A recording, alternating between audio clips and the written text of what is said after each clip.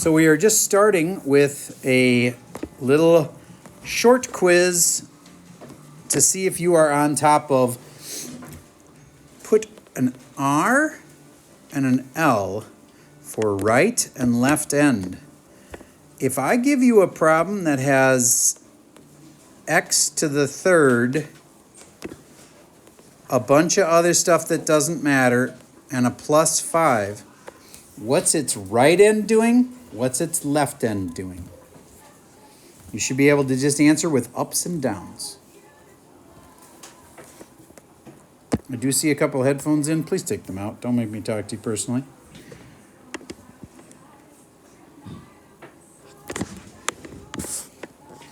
You should know that this one here, is, well, either up or down on the right and the left side.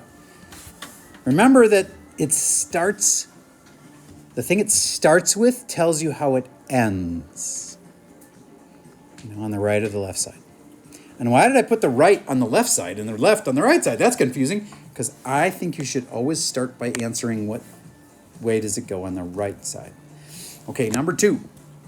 Let's say I had this one.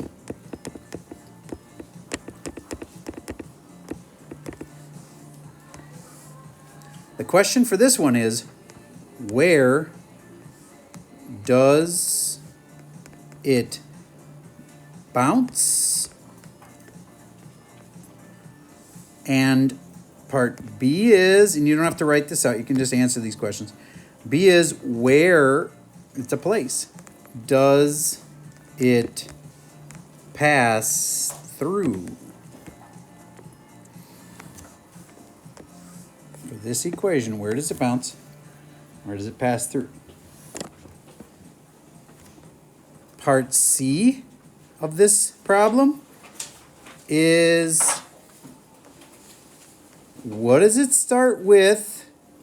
Its lead term. Then there's a whole bunch of stuff. And then it ends with something. You'll need a calculator probably to figure out what the heck the 4 and the 3 and the squared and all that stuff multiplies out to. But I need to know what the lead term is here and what the y-intercept is here.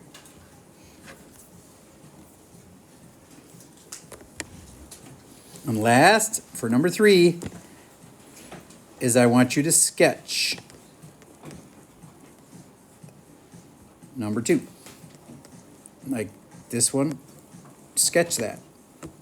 So like make an XY chart and sketch it. And if you're like, well, I think it bounces here and it goes through there, I'm not saying that's the right answer, but something like that. Make me a sketch. Okay, this will tell you whether you really understand what's going on lately or not. And if you don't understand it, you have time to fix it. But the current plan, tomorrow, we're not going to have a normal math class because tomorrow a bunch of kids are going to buy out. This is not a freshman or a sophomore class. It's freshmen, sophomores, juniors, and seniors in the same hour. So it's not like you'll all be here together or you'll all be bought out. Some kids are going to buy out during this hour. Some kids are not going to buy out at all. Some kids are going to buy out, but it's going to happen earlier in the day for you. Doesn't matter.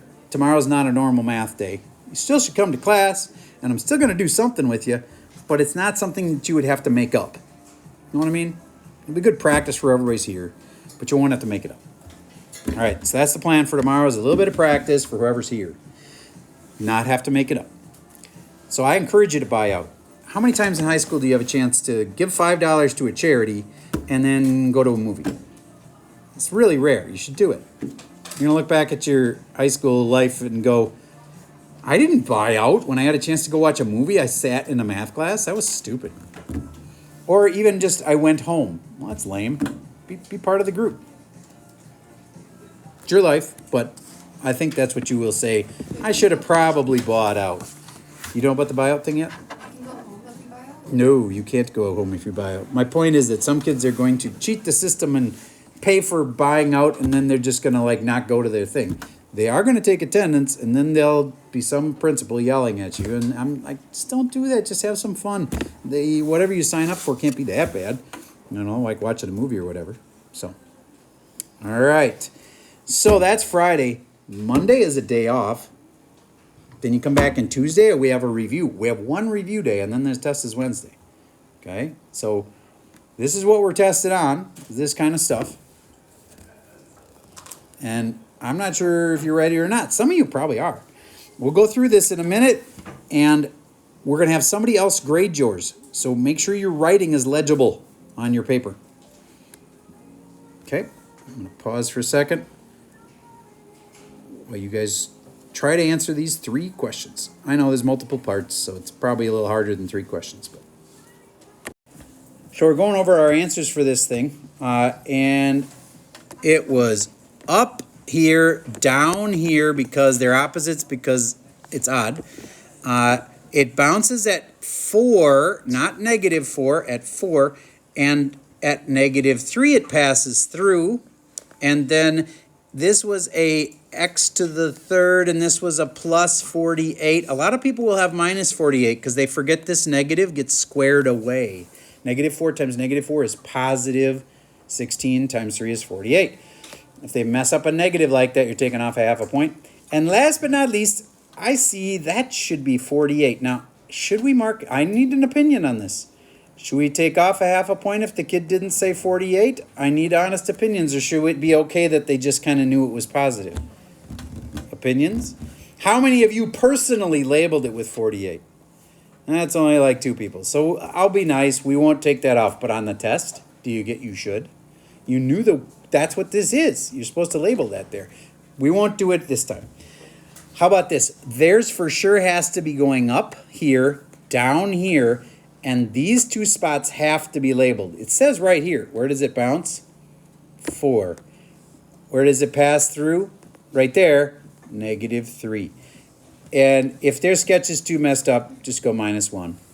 A lot of people will have wrong numbers down there, -1. All right, that was a score out of 7. Give them a score out of 7. Put it at the top. And please hand it back to them. Pausing. Okay, just help me with big picture. How many of you just got a 7 out of 7? Raise your hand if you nailed that thing. Okay, excuse me. How many? Have a seat. Not right now. How many of you got a 5.5 or a 6 or a 6.5? Raise your hand if you're in that zone. That's also what I would consider pretty good. All right, good. Then you guys are getting close to ready for this test. So what else could possibly be on the test? Well, let's go through the notes and find out. Everybody get to page 2 of the notes. Dasher, can you shut the door back there, please? Thank you. Find the notes that are posted for today. This is the second page of them. If you look at these close, they're very close to each other. Like, there's only one thing different between the 2 things. It's only one thing different between those 2 polynomials. Have you figured it out yet? What's the one thing different? Do you see that right here? There's a little squared. That's the only thing that's different. Isn't it? Otherwise, aren't they exactly the same other than that one thing? Okay, well, how much would that change about the graph? It does change 2 things. When that's squared, that makes a bounce. Do you get that this has a bounce and the other one doesn't? Okay, so this right here is going to bounce. At 5? No. At what? -5. Good. Also, the total degree of the polynomial is different. Would everybody please write out that deal? We won't even do the n numbers because they're going to be too big. But you know that deal where we figure out the lead term and we don't care what the rest is, really? Figure out the lead term for both of these because they're different.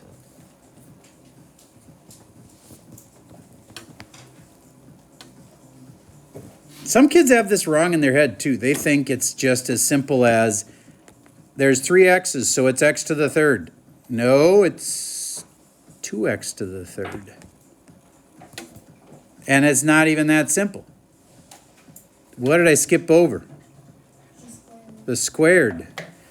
So this is x squared all by itself. X squared and another x and another x. That's x to the 4th. plus there's a 2 there because of this 2 here. Do you get how it's actually 2x to the 4th? Take a minute, and this one's different. Figure out the lead term for that one.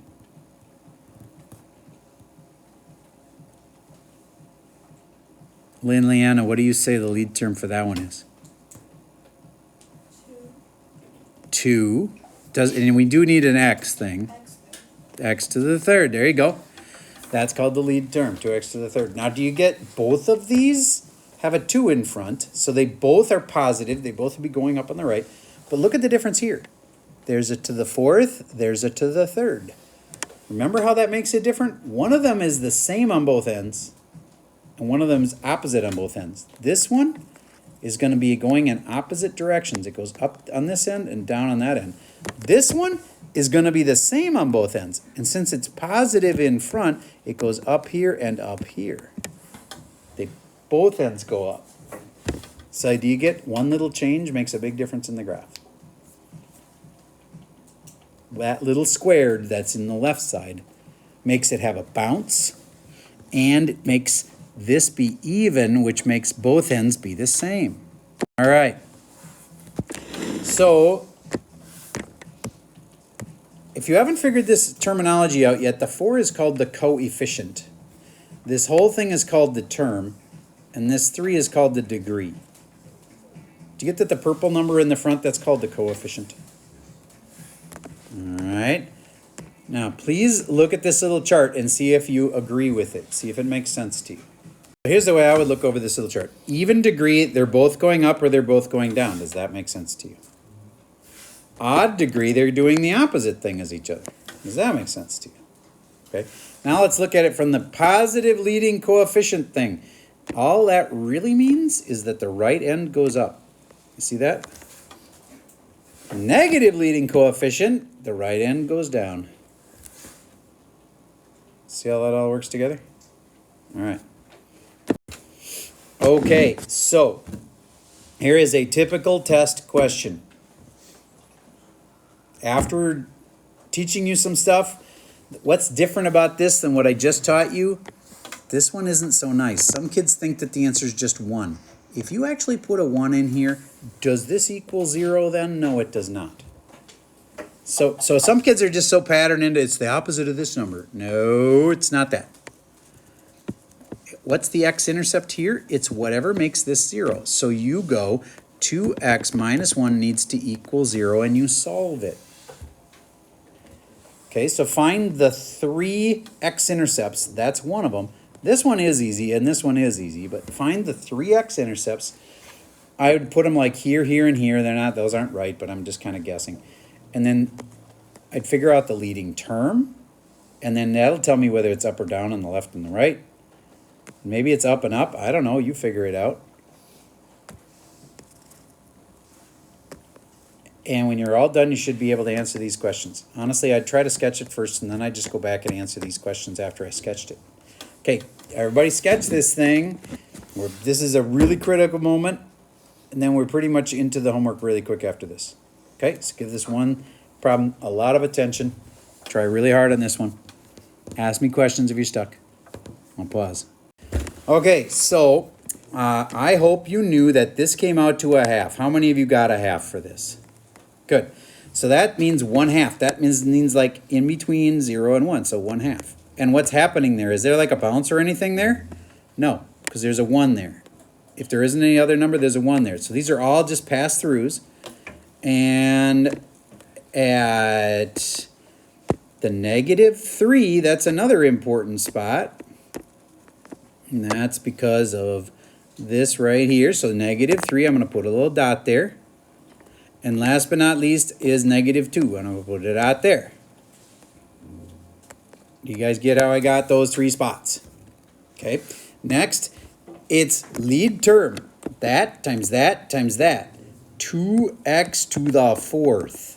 That tells me a lot. Because that's positive, it's going up on the right. Because that's even, it's also going up on the left. And now I have to complete this thing. I'm going to go down and through this, and then up and then back down again, and wait a minute, something bad happened here. Oh, it's not to the fourth, it's to the third. But do you get how I could tell? I could tell there was no way to do this. It wasn't working, so sorry. There's actually just 3 x's. There was no squared, so this is just to the third. So then it isn't both up.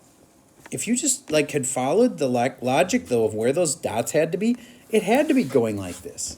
There was no way to make it go up at the end the way I did it. Okay, so I now think I have it, but I'm going to do my final checks here. X-intercepts and behavior. Okay, -1/2 is an x. Nope, +1/2. Almost made that mistake. Kids do it all the time. And its behavior there? Pass. -2, it passed through there.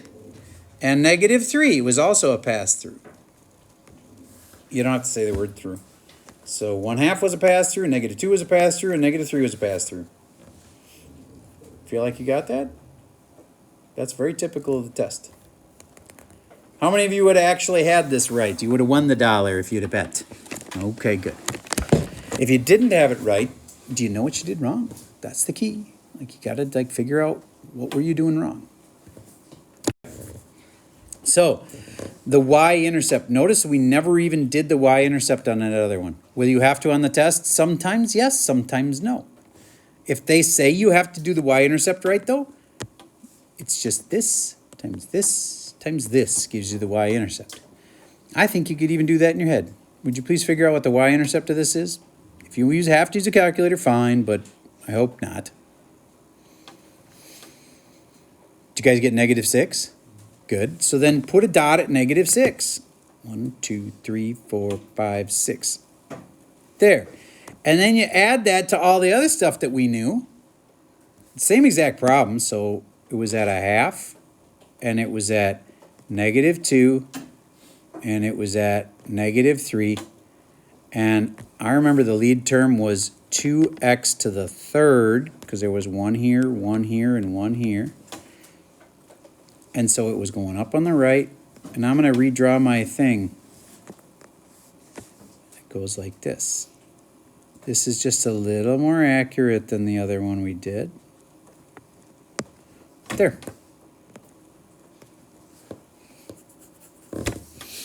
Make sense? Okay, it's just a little more accurate because we had the what? Down here? What's this called? Y-intercept. Okay. I'm not even going to do this whole one. But there's only one thing that messes people up. What's different? Negative. And that makes the whole thing end different. How will it end? Yes? The right goes down. Right side goes down. Do you get, I'd still have 3 x-intercepts. Actually, I'm changing my mind. We're going to do this, but this is the last thing we're going to do. We'll just finish this problem, and then that's it. And then we'll just start in your homework, okay? So let's finish this problem together. And I'm going to call on different kids to tell me different parts. Nora, can you tell me something other than it's going down on the right, which I already know? Can you tell me the leading term, or whether it's like up or down on the left, or whether it's passing through or bouncing at a certain spot? Tell me something. Is the leading term -x to the second, third, fourth, fifth, sixth. You are correct. -x to the sixth. Do you get how she got that? This one was 2x, or x squared, and this is another x, makes x to the third, and this makes 3 more x's, x to the sixth. Okay. And then there's a whole bunch of stuff that we don't care about. And then there's the y-intercept down here, but let's just figure it out up here. You know what people forget all the time? Even if they're smart enough to remember, it's -2 squared times -1 times 1 to the third. What one thing did I forget? The negative in the front. That's all it would take. To get this answer, you got to include this negative. So I'd use a calculator, but I personally, I'm good enough at this. If I were you, I might use a calculator, but I'm pretty good at this. -2 squared is 4 times -1 makes -4 times positive 1 is still negative 4. And then make it negative, which makes it positive 4.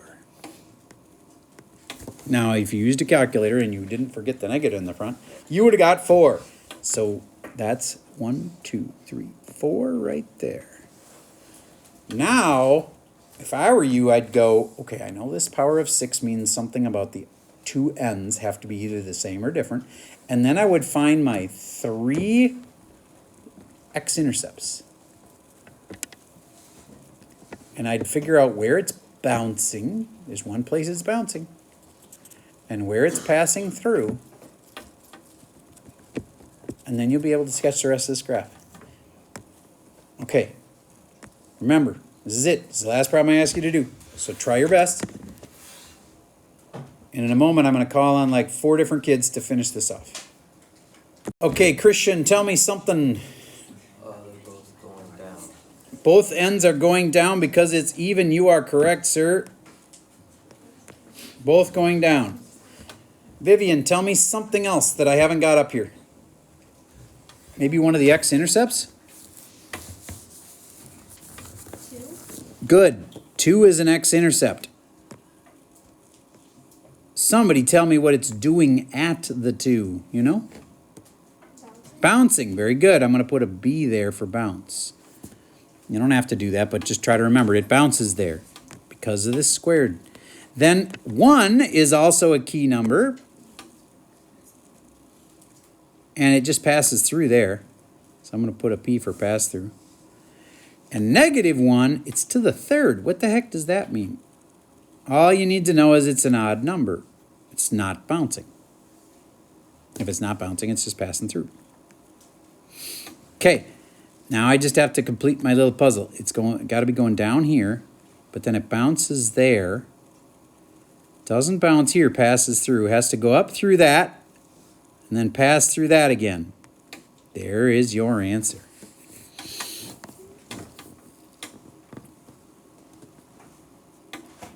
All right. I am under no illusions that everybody got that right. That was hard, I know. But that'll be the difference between the A's and the B's. There'll be plenty of B's. There'll be some people pull off the A, and some people slip down into the C's on this next test. It's a hard test. But that's a good review day. And we'll do an even more thorough review on Tuesday. Okay, so let's start your homework together. Everybody, please, I'm going to pause for a second while you pull out the thing for homework that you'll find in today's folder. Okay, our first problem has an x minus 2 in parentheses. X plus 3 parentheses and 2x plus 1. 2x plus 1? Yeah. Are any of them squared? No. Okay, so then there's no bounces. There's only pass-throughs. What do they actually want me to do? Because there's lots of options. They could say, what are the x-intercepts? They could say, what is it doing on the outright? They could say, what's the lead term? What do they want?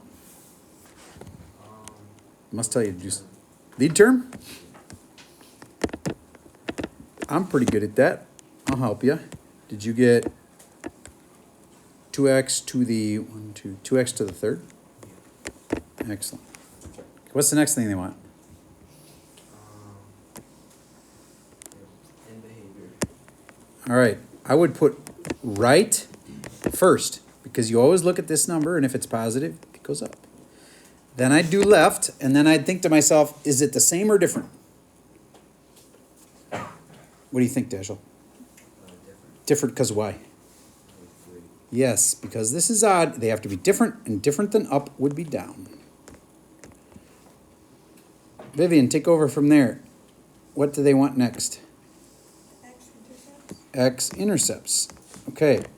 There are 3 of them. 2, -3, and -1/2. How did I get that -1/2? Because I, in my head, did 2x plus 1 equals 0, and I solved it.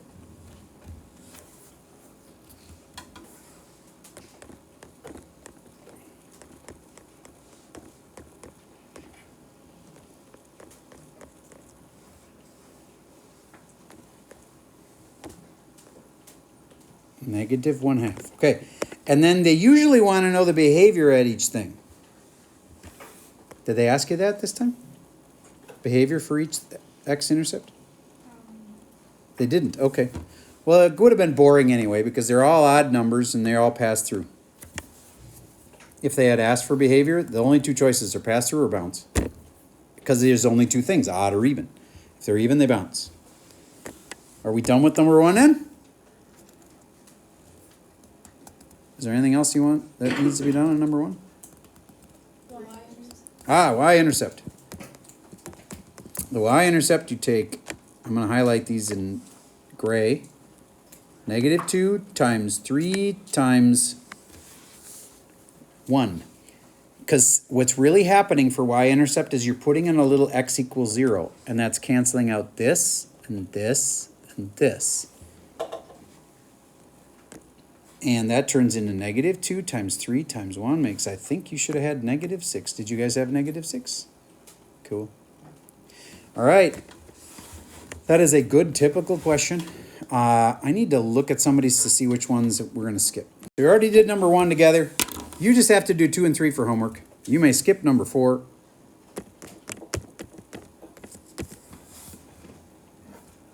Would it be bad to do number 4? No, you could do number 4 if you really care about your grade and you're like, dang, I've been screwing these up. I better practice. You could do number 4. All right, and one more thing. I hope you guys get, in my class, homework counts. It's not like I just take it all out of the grade book. I know some teachers in the past, maybe some of your teachers that you had before, just at the end of the semester throw out the homework. I do not do that. You have homework. It counts. Now, I can only make it count for 15% of the grade, but it does. It counts for 15% of the grade. So if you take your grade and it was an A and you don't do any homework, you're going to drop 15% off of that. You're going to go all the way to a C. So do your homework. Now, is it less important than tests? Obviously. Tests are more important. But your homework can drop your grade multiple steps. Yes? Do we need to like submit it when it's corrected, or do we just submit it like when it's done? Good question. When you're done with it and before it's due in the morning, you should get it done. Now, if you ever have a really bad one and you get like, oh crap, I got clobbered on that one, you can resubmit it with a better, after having improved it. But I am more concerned about getting it done and getting it done on time, even if it's not perfect. So just get it done and turn it in. And then if you have a really bad one that's hurting your grade, I'll always let you go back and fix it if you need to. Okay. All right. So you guys do problems 2 and 3 over the weekend. It's a long weekend. Actually, you know what? The best time? I do some now, and I would save like 1 problem for like Sunday or Monday. Because it'll refresh you on what's going on. Because remember, Tuesday I do a review, and then Wednesday is a test. If you do all of it right this second, it'd actually be worse. If you save a little bit for Sunday or Monday, do a problem then, that'd be smart. Okay, that's all I got for you for the video for today.